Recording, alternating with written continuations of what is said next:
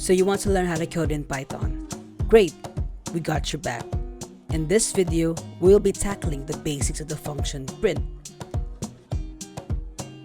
I am Rafael Delangin from Coding Catharsis, and I will be your guide today.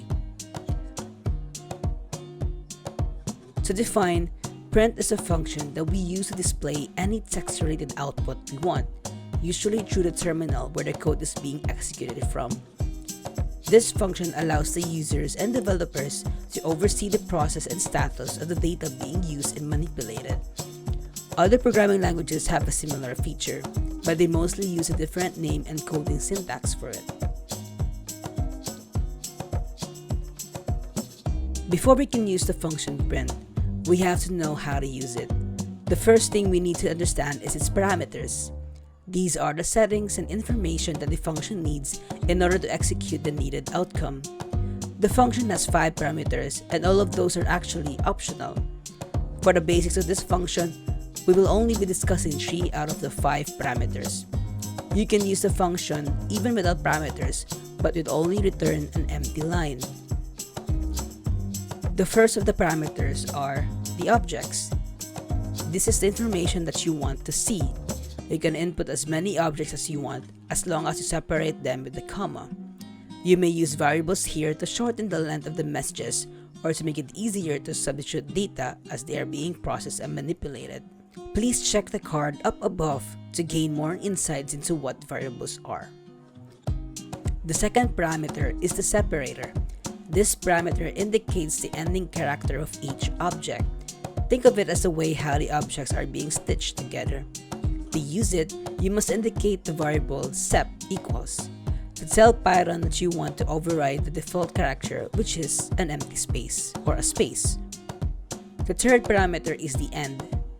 This parameter works similar to the separator, however it only works for the last object. The default character is a new line, denoted by /n or a new line.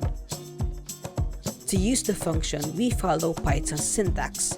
First, you type in the word print, then add a left parenthesis. This is where we input the objects we need to be followed by the other parameters, then close in using the right parenthesis. Here are a few examples. For a simple message, print hello world outputs hello world. For a message coming for a variable, we type in the name of the variable, then the content of the variable will be displayed. This works for all variable types, but do not forget that when printing, the content of the variable is converted into a string. Here's an example of merging a message with a variable. With a predefined string message, we can actually use the symbol plus to add a variable afterward. This can also work for variables in between and at the start of string messages. Here's an example with 2 objects. The 2 objects are considered as 2 different pieces of information. Now here's an example with the separator parameter containing an empty string. Since the value of the separator is an empty string, there is no space in between the words Python and this. For the next example, we have here 2 different print functions. Because they are in different functions, by default, they are both printed on their own lines. When using the end parameter and setting it into an empty string, we display the output of both functions as 1 without space in between. Now you know the basics of the function print. You can now display the messages you want and need. Additionally, Python offers more ways to output data. These are in the form of formatting, but this topic is for a future tutorial video. In the next Python tutorial video, we will be talking about arithmetic operations. Don't forget to like and subscribe for more content.